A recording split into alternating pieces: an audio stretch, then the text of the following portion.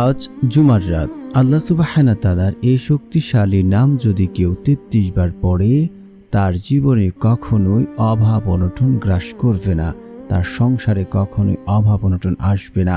বিপদ আপদ থাকলে তা মুহূর্তের মধ্যে দূর হয়ে যাবে। আমি বলছি, আজকের রাত্রে আপনি আমলটি করবেন, কাল দেখেই আপনি ফলাফল পাবেন ইনশাআল্লাহ। আজ পর্যন্ত ব্যর্থ হয়েছে এমন একটি লোক আপনি খুঁজে পাবেন না। আমি বলছি, আমি নিজে বহুবার জুমার রাত্রে আমল করে ফলাফল পেয়েছি। যদি আপনারা সঠিক নিয়ম এবং পদ্ধতি মেনে আমল করতে পারেন ভাই, আল্লাহর কসম করে বলছি, আপনার জীবনের দারিদ্রতা, অভাব অনটন, বিপদ আপদ সব কিছু দূর হয়ে যাবে। আপনি আল্লাহ তাআলার কাছে চাইতে দেরি হবে, তা পূর্ণ হতে এক মুহূর্ত দেরি হবে না। তাই বলছি, টেনে ভিডিও দেখবেন না, কোনো পয়েন্ট মিস হয়ে গেলে আর কাজে আসবে না। তাই বলছি, না টেনে সম্পূর্ণ ভিডিও দেখার অনুরোধ রইল। আর যারা চ্যানেলটি সাবস্ক্রাইব করবেন তাদেরও মনের আশা পূর্ণ হবে ইনশাআল্লাহ। এবং যারা আমল করবেন, একটা লাইক এবং কমেন্টে সকলে লিখুন আমিন। আপনি যদি আপনার জীবনে অভাব অনটনে, দারিদ্রতায়, বিপদ আপদে, যে কোনো সমস্যায় থাকুন না কেন, জুমার দিন রাত্রে যদি আপনারা আল্লাহ তাআলার কাছে এই নিয়মে, এই পদ্ধতিতে চাইতে পারেন, আপনার চাওয়ার সাথে সাথে পূর্ণ হবে। আপনি বিপদে আছেন, অভাব অনটনে আছেন, দারিদ্রতায় আছেন, আল্লাহ তাআলার কাছে চেয়ে দেখুন, আজ রাত্রে আল্লাহ তাআলা আপনার দোয়া সরাসরি কবুল করবেন।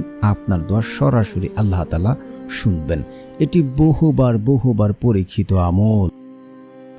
আমি জীবনে যত ধরনের বিপদ আপদেই পড়ি না কেন, যখন বিপদ আপদে পড়ে গেছি, দেওয়ালে পিঠ ঠেকে গেছে, কোনোভাবে উদ্ধার হতে পারছি না, আমি এই আমল করে এই রাত্রে আল্লাহ তাআলার কাছে চেয়েছি। আমি ভাই অকল্পনীয়ভাবে আমার সকল বিপদ আপদ, সমস্যা আল্লাহ রাব্বুল আলামিন দূর করে দিয়েছেন। এবং বহু লোকে এই জুমার রাত্রে আমল করে ফলাফল পেয়েছে।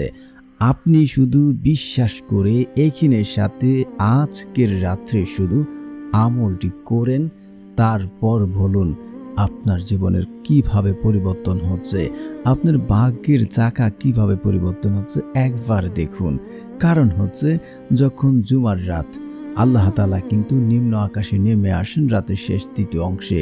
তখন যদি আপনি তাহাজ্জুদের নামাজ পড়েন, ওই সময় কিন্তু আল্লাহ রাব্বুল আলামিন তার বান্দাদেরকে ডাকতে থাকেন। কার কি লাগবে, কে অভাবে আছে, কে বিপদে আছে, কে সমস্যায় আছে, কে অসুস্থতায় আছে, আল্লাহ রাব্বুল আলামিন তার বান্দাদেরকে এইভাবে ডাকতে থাকেন।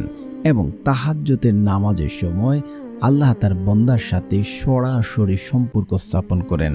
ওই সময় যদি আপনি চাইতে পারেন, আল্লাহ রাব্বুল আলামিনের কাছে আজকের এই নিয়মে, এই পদ্ধতিতে আল্লাহ তাআলার এই গুণবাচক নামটি পড়ে আপনার জীবনের সকল চাওয়া পূর্ণ হবে।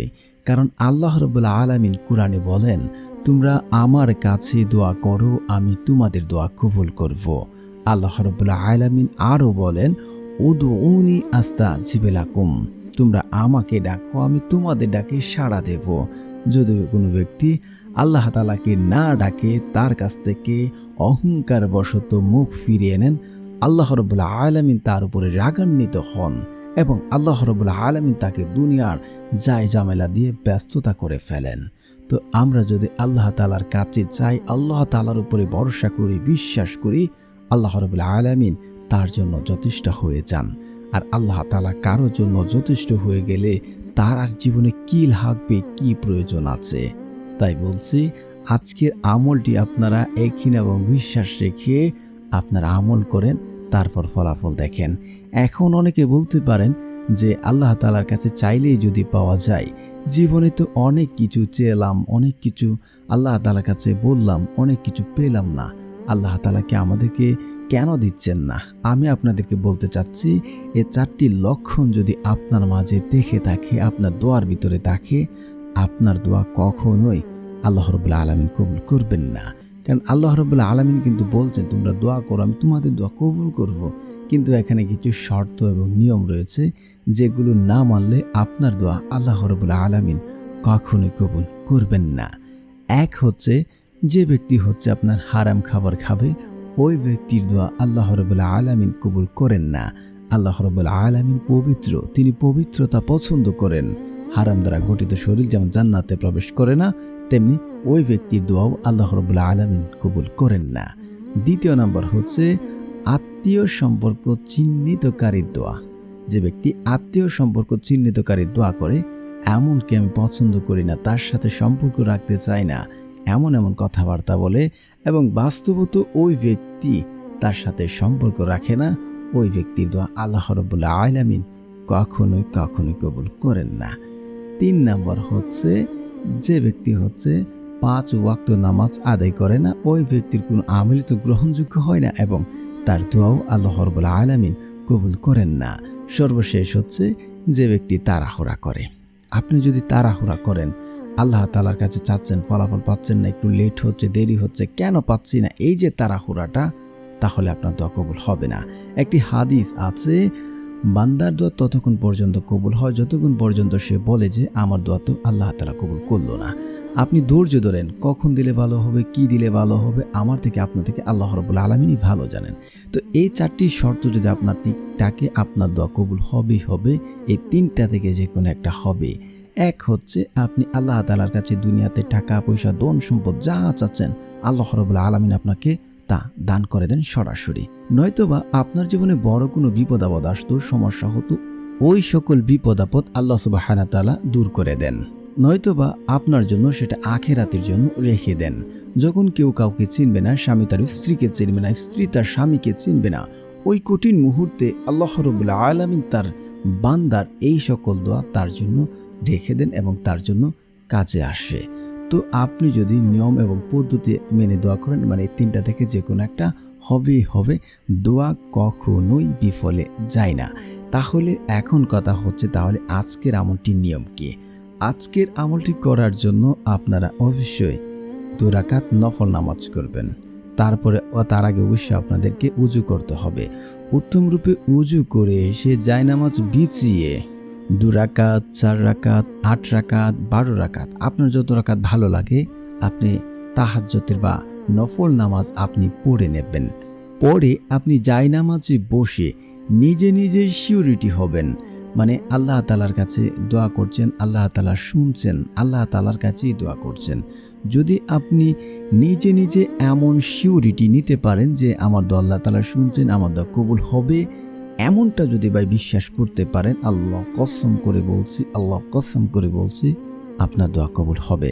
কারণ একটি হাদিস এমন আছে, বান্দা আল্লাহর প্রতি যেমন ধারণা রাখেন, আল্লাহ ঠিক তার সাথে তেমন আচরণ করে থাকেন। অবশ্যই আপনারা কায়মনোবাক্যে কান্নাকাটি করে অন্তরটাকে সফট করে তারপর আল্লাহ তাআলার কাছে দোয়া করবেন। আল্লাহ তাআলার কাছে যদি 2 চোখের পানি ফেলে দোয়া করতে পারেন, আপনার সমস্ত চাওয়া আল্লাহ তাআলা কবুল করে নেবেন। তারপরে হচ্ছে আপনার দোয়া দ্রুত কবুল হওয়ার জন্য আপনি পড়ে নেবেন ইস্তিগফার। ইস্তিগফারের ভাই বহু ফজিলত রয়েছে যা আপনি কল্পনাও করতে পারবেন না। যে কাজ আপনি কোনোভাবেই করতে পারছেন না, দেওয়ালে পেট ঠেকে গেছে, কোনোভাবেই সম্ভব হচ্ছে না, আপনি ইস্তিগফার পড়েন, আল্লাহ তাআলা কুদরতিভাবে সেই সকল বিপদ আপদ থেকে উদ্ধার হওয়ার জন্য কুদরতিভাবে পথ দেখাবেন। সুবহানাল্লাহ।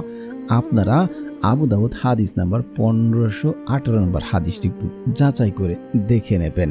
শুধু তাই নয়, আল্লাহ রাব্বুল আলামিন ওই ব্যক্তিকে তার জীবনের অভাব অনটন, মানে রিজিকের সমস্যা, তারপরে হচ্ছে আপনার সে যদি বেকারত্ব থাকে, ওই সকল সমস্যা আল্লাহ তাআলা দূর করে দেন।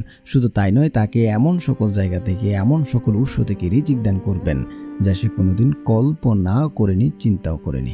অবশ্যই আপনারা 100 বার ইস্তিগফার পড়ে নেবেন। আস্তাগফিরুল্লাহ, আস্তাগফিরুল্লাহ, আস্তাগফিরুল্লাহ, আস্তাগফিরুল্লাহ, আস্তাগফিরুল্লাহ, এইভাবে পড়বেন না, তাহলে উচ্চারণটা ঠিক হবে না, তাহলে দোয়া কাজে আসবে না। তারপরে হচ্ছে আপনারা সকলেই জানেন দুরূদ পড়বেন, কারণ রাসূল সাল্লাল্লাহু আলাইহি ওয়াসাল্লামের উপরে যদি দুরূদ না পড়েন তাহলে আপনার দোয়া কাজে আসবে না, সেটা আসমানে গিয়ে জ্বলন্ত অবস্থায় থাকবে। তো রাসূল সাল্লাল্লাহু আলাইহি ওয়াসাল্লামের উপরে দুরূদ পড়বেন, বা যারা পারেন আমার সাথে সাথে পড়ে নিন, শুনলে হয়ে যাবে ইনশাআল্লাহ। আল্লাহুম্মা সাল্লি আলা মুহাম্মাদি ওয়া আলা আলি মুহাম্মাদ কামা সাল্লাইতা আলা ইব্রাহিম ওয়া আলা আলি ইব্রাহিম ইন্নাকা হামিদুম মাজিদ। আল্লাহুম্মা বারিক আলা মুহাম্মাদি ওয়া আলা আলি মুহাম্মাদ কামা বারাকতা আলা ইব্রাহিম ওয়া আলা আলি ইব্রাহিম ইন্নাকা হামিদুম মাজিদ। তারপরে আপনারা এই দুটি জিকির পড়ে নেবেন 100 বার করে। সুবহানাল্লাহ, সুবহানাল্লাহ, সুবহানাল্লাহ, লা ইলাহা ইল্লাল্লাহ, লা ইলাহা ইল্লাল্লাহ, লা ইলাহা ইল্লাল্লাহ। এই দুটি জিকির আপনারা 100 বার করে পড়ে নেবেন। তারপরে হচ্ছে আপনারা পড়ে নেবেন সূরা ফাতিহা একবার।